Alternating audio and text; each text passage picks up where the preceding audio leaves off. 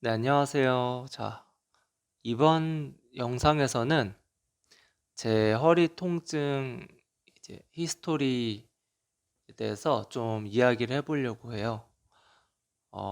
자, 그래서 뭘 좀 이야기해 볼까? 이렇게 간단하게 적어 와서 이거를 보면서 힐끔힐끔 보면서 이야기할 거라서 중간중간 집중이 잘 안 되실 수 있어요. 저번 영상에서 말했다시피 대본을 쓰고 하는 게 아니기 때문에 어, 좀 부족한 부분이 많다는 거 양해 바랍니다. 일단 제가 기억하는 제 인생에서 이제 허리가 안 좋아지기 시작한 때, 그때는 이제 중3 때예요. 허리에 통증이 있었거나 그런 건 아니지만 제가 이때 학교에 가면 이상하게 잠이 많이 와서 안 좋은 자세로 잠을 많이 잤거든요. 그래가지고 제 생각엔 그때부터 허리가 많이 휘었던 것 같아요. 그래서 척추 측만증이 그때부터 시작했던 것 같고, 실제로 고등학교 1학년 때 정형외과에서 엑스레이를 찍었을 때 측만증이 있다고 판정을 받았어요. 물론 이제 수술을 요할 정도로 심각하게 휜 건 아니었지만, 지금 제 척추 측만은 수술까진 아니지만 그렇다고 가볍게 여길 수 없는 정도로 휘었습니다. 그리고 이제 첫 디스크 증상은 고등학교 1학년 때였는데요. 4월 초에 이제 학교 가기 위해서 이제 씻으려고 머리를 감다가, 세면대에서 허리를 숙이고 머리를 감고 나서 이제 허리를 펴려고 했을 때 통증과 함께 허리가 그대로 굳어버렸죠. 그래서 놀래가지고 그대로 그 상태로 계속 나와서 살짝 허리를 간신히 펴서 이제 이렇게 학교에 갔던 기억이 있네요. 그때 그냥 직감적으로 그 디스크가 뭔지도 모르면서 이게 디스크인가 이런 생각을 했는데, 그 당시에는 2000년대 초에는 이제 어린 학생이 디스크다, 저 디스크인가요?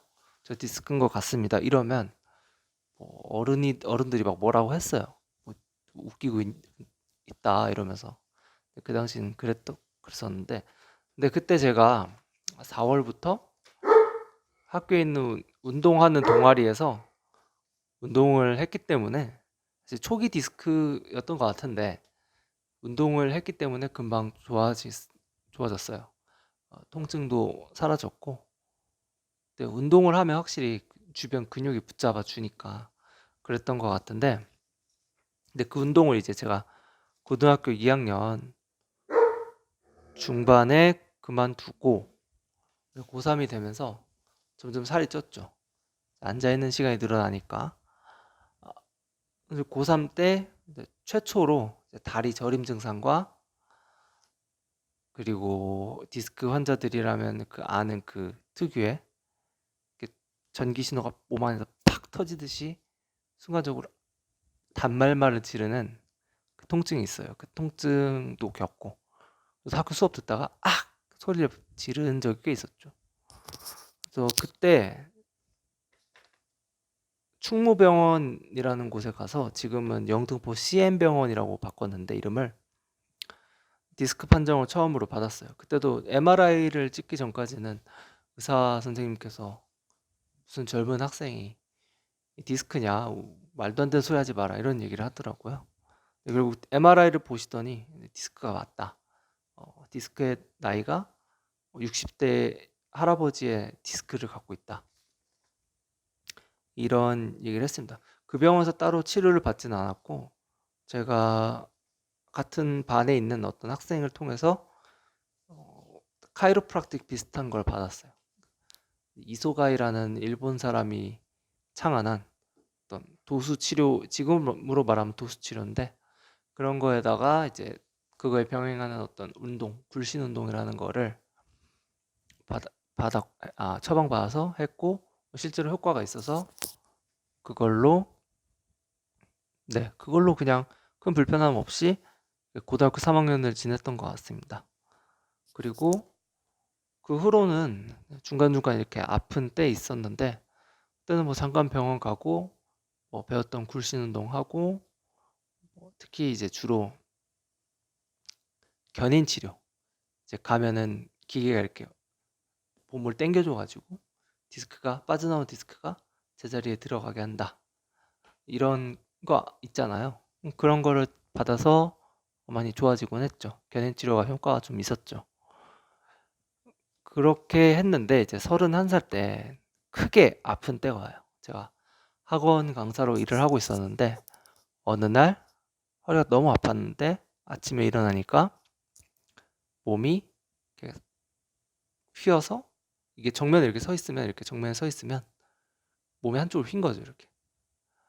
왜냐면 디스크가 신경을 너무 세게 압박을 해서 거기에 난 염증이 심해지다 보니까 몸을 피기 힘든 상태가 된 거죠.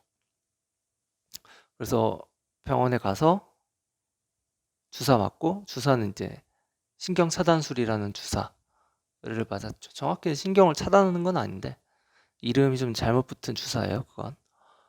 그 주사를 받고 나서 일단 도수치료 받고 좋아져서 이제 좀 괜찮아졌다 이렇게 했는데 사실 그때 좀 느꼈죠. 내 디스크가 예전과 달리 예전에는 조금 아프고 치료하면 조금 나아지고 했는데 이제는 그런 시기 지난 것 같다. 이렇게 크게 아픈 거 보니까 이런 생각이 들어서 좀 경각심을 갖고 있었죠. 그러다가 이제 일을 그만두고 다른 직업을 좀 가져가 봐야겠다라고 해서 어떤 시험을 준비하면서 시험을 시작하기 전에 이 디스크가 나를 방해하는 걸 좀 예방해야겠다. 그래가지고 이렇게 된 거, 그 시험 준비할 때 방해가 안 되도록 아예 시술을 받아버리자. 이렇게 생각을 해가지고 광명에 있는 어떤 병원에 가서 광명 세운병원이란 곳에 가서 시술을 받았어요. 자, 시술과 수술의 차이가 뭐냐면 이제 시술은 몸을 이렇게 째는 거고 수술은 그런 과정이 없이 뭐 이렇게 뚫고 들어가서 하는 그런 것들을 말하는데 그냥 사실 다 수술이죠. 뭐 얼마나 회복이 빠르냐의 차이가 있고 얼마 더 위험하냐의 차이는 있겠지만 결국 수술인데 어쨌든 IDET라는 수술을 받았어요. 그건 뭐냐면 디스크가 뾰족 튀어나와가지고 신경을 막 이렇게 누르니까 신경을 막 이렇게 누르니까 그 얘를 태워버리는 거예요. 고주파로. 얘가 오징어를 구우면 오징어가 쪼그라들듯이 얘도 신경도 쭉 이렇게 쪼그라들면서 다시 안으로 들어가겠죠. 물론 이제 디스크는 내부에 수액이 있고 물로 이루어진 이게 베어링 역할을 이렇게 하고 그래서 우리가 이렇게 막 움직일 수 있는 거고 충격을 또 흡수해주는 콜라겐이 두 종류가 겹겹이 이렇게 이루고 있죠. 이걸 애뉴러스 파이브로시스라고 하는데 이 부분을 구워버리는 거예요. 콜라겐, 단백질. 그러니까 사실 이제 화학적으로 말하면 비가역적 반응 일어나서 딱딱해지는 거죠. 대신 회복은 안 되겠죠, 그만큼. 아예 구워버렸으니까 기능도 좀 떨어질 수도 있고. 그래서 IDT라는 시술이 사실 논란도 많고 최근에는 잘 하지 않는 시술인데 그때는 그걸 몰랐죠. 좀 알아보고 가긴 했는데 그때는 몰랐는데 그런 논란이 많은 시술을 받고 당시에는 괜찮았어요. 딱 시술을 받고 하루 지나서 딱 했는데 너무 몸이 맑은 거죠. 정신이 엄청 맑은 거예요. 눌려있던 자극이 사라지니까 몸의 피로가 사라지더라고요. 그래서 이제 재활도 열심히 하고 공부를 하다가 32살 9월 달에 그전에는 겪지 못한 엄청난 통증과 함께 통증이 왔죠. 통증이 오고 문제는 의자에 앉을 수 없는 상태가 된 거예요. 의자에 앉으면 다리의 저림이 진짜 심해가지고 다리가 덜덜덜 떨릴 정도의 그거에서 멈추는 것도 아니고 의자에 앉는 것 자체가 허리에 엄청난 통증을 주기 때문에 진짜 의자에 1시간을 앉을 수가 없었어요. 근데 제가 수험생으로서 공부를 하고 있는데 의자에 못 앉으니까 그것 때문에 오는 정신적인 우울함이 엄청 컸죠. 그래서 그때 진짜 엄청 그때가 아니라 얼마 전까지만 해도 엄청 우울하게 지냈죠. 그래서 그때 직후에 저를 수술을 해준 병원 의사한테 찾아갔는데 되게 별거 아닌 것처럼 얘기를 하더라고요. 그래서 의사를 잘못 만나긴 했죠. 근데 환자한테 신경을 별로 안 쓰는 의사. 들어가도 눈도 제대로 안 마주치고 그냥 모니터만 보고 할 말만 하고 하는 말 맨날 똑같고 약 드릴게요. 드세요. 땡 끝. 와, 그때 엄청 화가 많이 났는데 그렇게 해서 그러니까 당연히 못 믿겠죠. 그래서 몇 번 거기서 치료받고 바로 동네 인근 병원, 작은 병원, 뭐 업계 사람들끼리는 로컬이라고 하는데 작은 병원에 가서 로봇으로 도수 치료한다고 로봇 견인 치료인데 좀 몸을 이제 땡기는 것만 하는 게 아니라 막 비틀어서 땡기고 막 다양하게 하는 걸 제가 한 6번 정도 받은 것 같아요. 많이 받았죠. 한 번당 거의 10만 원인데 그때 그것도 효과가 없었어요. 효과 없다는 게 뭐냐? 저림 증상도 별로 안 났고 의자에 앉으면 여전히 아픈 건 똑같고 그래서 거기도 이제 그만두고 33살이 되는 해 1월부터 다른 로컬 이번에 재활학과를 갔죠. 재활학과에 갔더니 의사 선생님은 정말 친절했어요. 눈 마주치고 인자하게 제 이야기 들어주고 최대한 솔직하게 말할 수 있는 거 말해주고 했는데 그때 약간 느낌이 이랬어요. 계속 얘기를 해본 결과 정말 많은 걸 질문을 해봤는데 어쩔 수 없다. 이대로 살아라. 진짜 죽을 것 같이 아픈 거 아니면 정확히는 뭐라고 해야 되나? 다리에 마비가 오거나 그런 거 아니면 이대로 살아라. 제가 그랬거든요. 난 시험을 보고 있는데 시험을 준비하고 있는데 그럼 어떻게 해야 되냐 했더니 말을 못하고 그냥 가만히 있더라고요. 근데 그때 그 사람의 그 선생님의 눈빛에서 제가 읽은 건 시험을 포기해라. 사실 이런 느낌을 받았어요. 들으셔서 아시겠지만 여기는 가정집이라서 제가 사는 집은 아니고요. 강아지들이 좀 짖어서 중간중간 편집을 하는 게 보이실 거예요. 화면 끊김 있을 텐데. 자, 어디까지 얘기했죠?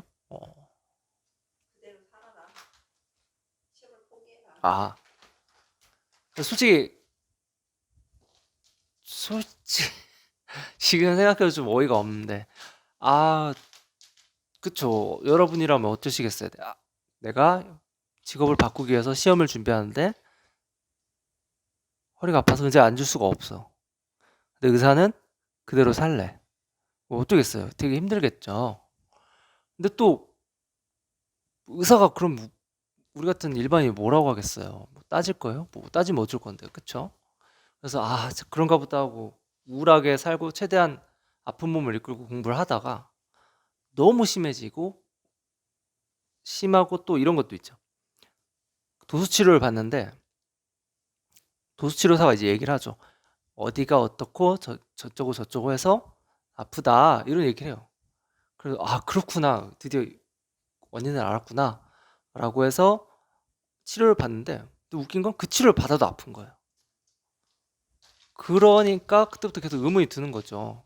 아니 그래 이 사람이 말한 대로 나의 뭐 요방형근이 어쩌고 자세가 어쩌고 뭐 장요근이 어쩌고 뭐 PSIS가 어쩌고 이렇게 해도 어느 순간 드는 생각이 아니 세상에 그렇게 안 아픈 사람이 어디 있냐 나는 이렇게 특별하게 죽을 것 같이 아파야 되냐 이건 좀 뭔가 아닌 것 같다 싶어가지고 그래서 정말 많은 자료를 찾아보고 그래서 어찌어찌해서 수술을 받게 이제 된 거죠.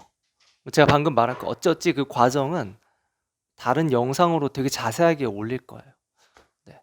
지금까지가 제 허리 통증의 히스토리였는데 당연히 두서가 없겠죠. 이렇게 적어놓은 것도 별로 그냥 대충 적어놓고 떠오르는 대로 의식의 흐름대로 말했으니까 궁금한 거 있으시면 댓글로 남겨주시면 제가 답글을 남겨드리겠습니다.